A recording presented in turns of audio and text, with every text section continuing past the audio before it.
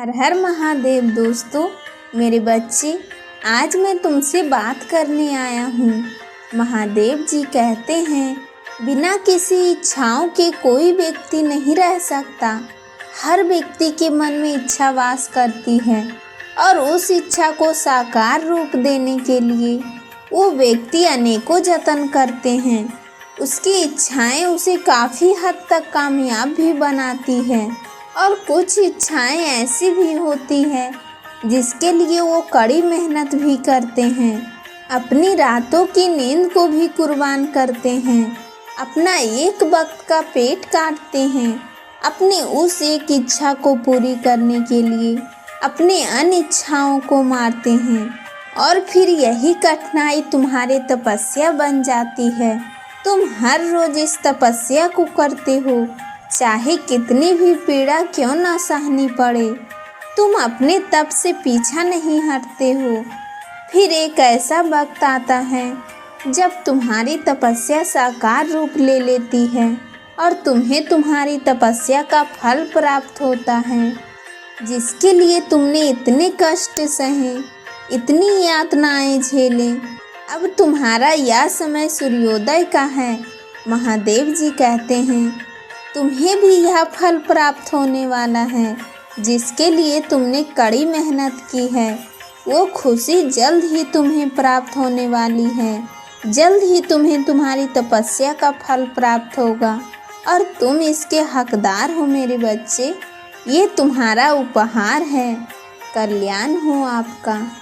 महादेव जी कहते हैं, इस वक्त यह संदेश जिसे प्राप्त हुआ है वह बहुत भाग्यशाली है, क्योंकि यह उन्हें ही प्राप्त होगा जिनकी ऊर्जा ब्रह्मांड से जुड़ चुकी है, जो आध्यात्मिक यात्रा पर हैं, जो इस यात्रा में काफ़ी दूर निकल आए हैं।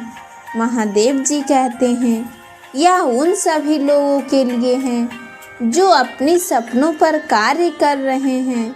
वह सभी लोग जो आकर्षण के नियम का प्रयोग अपने जीवन में कर रहे हैं। मेरे प्रिय बच्चे, तुम जिस मार्ग पर हो वह बिल्कुल सही है। तुम जो कुछ भी कर रहे हो वह तुम्हें सही दिशा में आगे बढ़ा रहा है। महादेव जी कहते हैं, खुद पर संदेह मत करो। इस यात्रा में आगे का मार्ग बाहरी दृष्टि से नहीं बल्कि आंतरिक दृष्टि से ही देखा जाता है। आंतरिक दृष्टि का अर्थ है अपनी अंतर मन की आवाज़ से। तुमने अब तक जो यात्रा पूरी की है वह अपनी आंतरिक आवाज़ सुनकर की है।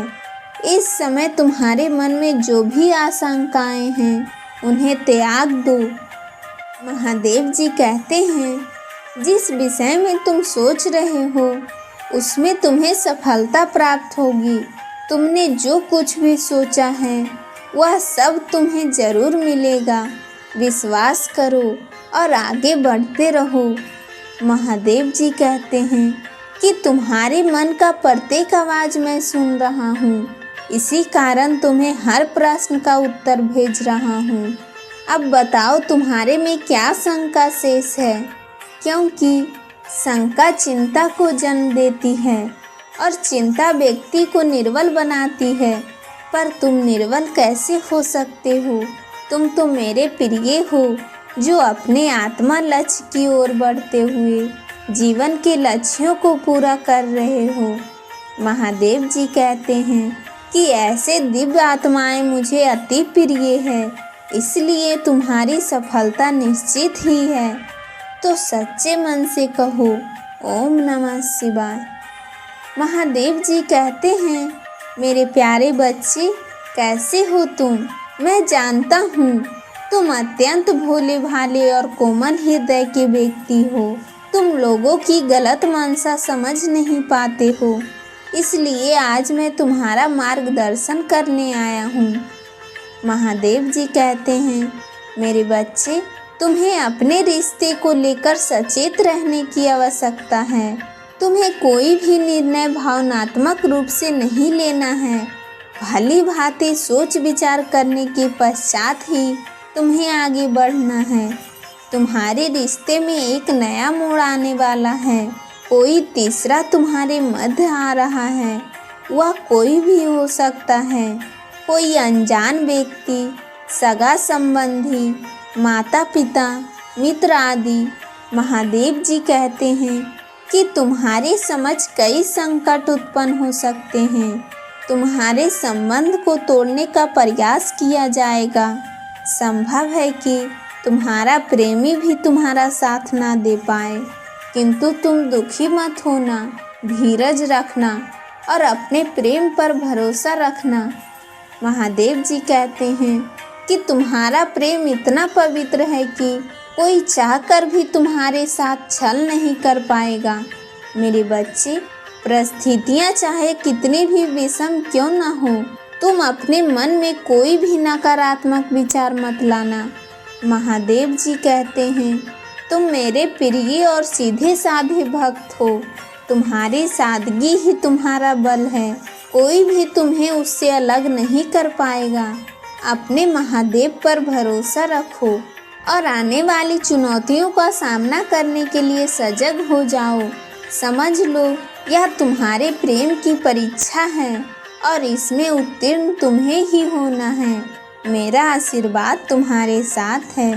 तुम्हारा कल्याण हो मेरे बच्चे। तो दोस्तों, इस वीडियो में बस इतना ही। आशा करती हूँ कि आप सभी को इस वीडियो में बहुत कुछ सीखने को मिला होगा। अगर आपको यह बातें पसंद आएँ तो वीडियो को लाइक करके हमारे चैनल को सब्सक्राइब ज़रूर करें। तो मिलते हैं एक नए वीडियो के माध्यम से।